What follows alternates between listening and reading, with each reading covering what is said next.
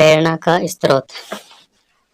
दोस्तों, जिंदगी है तो संघर्ष है, तनाव है, काम का प्रेशर है, खुशी है, डर है, लेकिन अच्छी बात यह है कि ये सभी स्थायी नहीं है।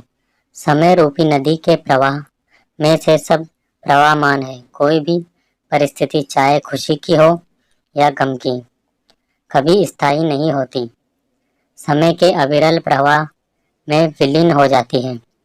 ऐसा अधिकतर होता है कि जीवन की यात्रा के दौरान हम अपने आप को कई बार दुख, तनाव, चिंता, डर, हताशा, निराशा, भय, रोग इत्यादि के मकड़जाल में फंसा हुआ पाते हैं। हम तत्कालिक परिस्थितियों के इतने वशीभूत हो जाते हैं कि दूर दूर तक देखने पर भी हमें कोई प्रकाश की किरण मात्र भी दिखाई नहीं देती।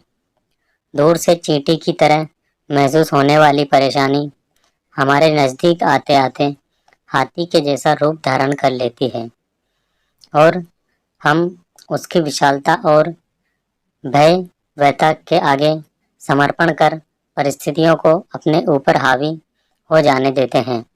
वो परिस्थिति हमारे पूरे वजूद को हिला डालती है, हमें हताशा, निराशा के भंवर में उलझा जाती है। एक एक क्षण पहाड़ सा प्रतीत होता है और हम में से ज़्यादातर लोग आशा की कोई किरण न देख पाने के कारण हताश होकर परिस्थिति के आगे हथियार डाल देते हैं। अगर आप किसी अनजान निर्जन रेगिस्तान में फंस जाए तो उससे निकलने का एक ही उपाय है, बस चलते रहें। अगर आप नदी के बीच जाकर हाथ पैर नहीं चलाएंगे तो निश्चित ही डूब जाएंगे।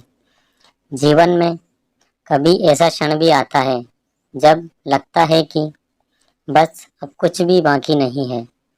ऐसी परिस्थिति में अपने आत्मविश्वास और साहस के साथ सिर्फ डटे रहें, क्योंकि हर चीज़ का हल होता है, आज नहीं तो कल होता है।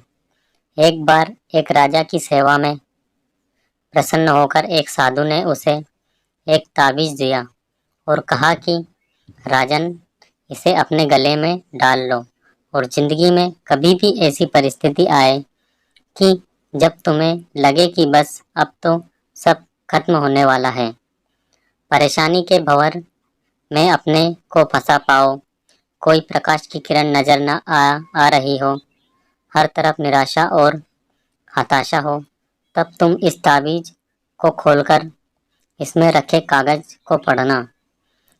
उससे पहले नहीं। राजा ने वह ताबीज़ अपने गले में पहन लिया।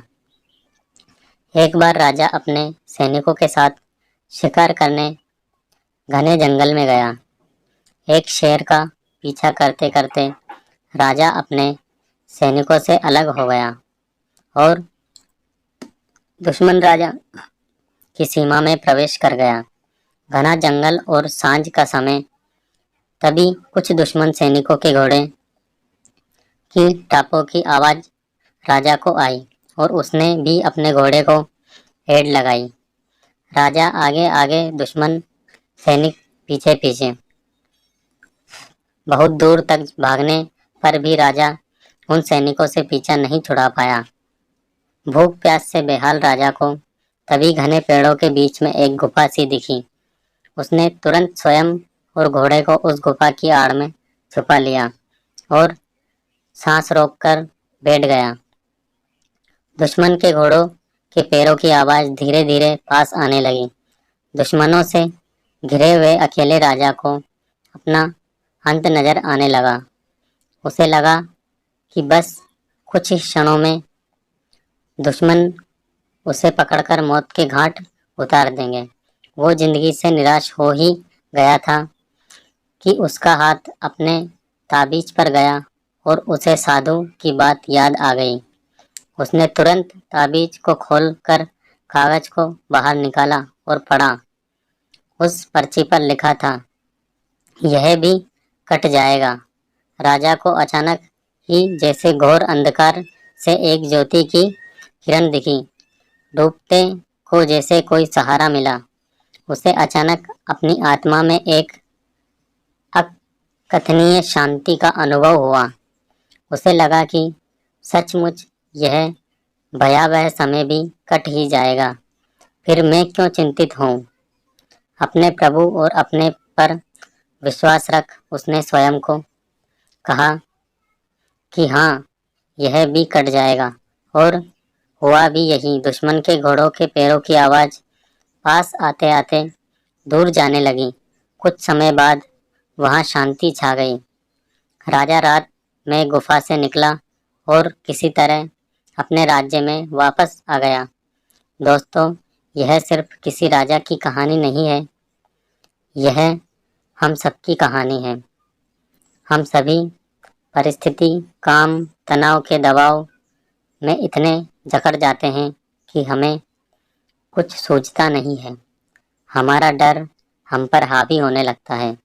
कोई रास्ता, समाधान दूर दूर तक नजर नहीं आता। लगने लगता है कि अब सब खत्म है ना। जब ऐसा हो तो 2 मिनट शांति से बैठिए, थोड़ी गहरी गहरी सांसें लीजिए, अपने आराध्य को याद कीजिए और स्वयं से जोर से कहिए, यह भी कट जाएगा। आप देखिएगा, एकदम से जादू सा महसूस होगा और आप उस परिस्थिति से उबरने की शक्ति अपने अंदर महसूस करेंगे। आजमाया हुआ है, बहुत कारगर है। आशा है जैसे यह सूत्र मेरे जीवन में मुझे प्रेरणा देता है, आपके जीवन में भी प्रेरणादायक ही सिद्ध होगा। धन्यवाद। कहानी कैसी लगी कमेंट करके ज़रूर बताना, और कहानी अच्छी लगी हो तो वीडियो को लाइक, शेयर और चैनल को सब्सक्राइब ज़रूर करना।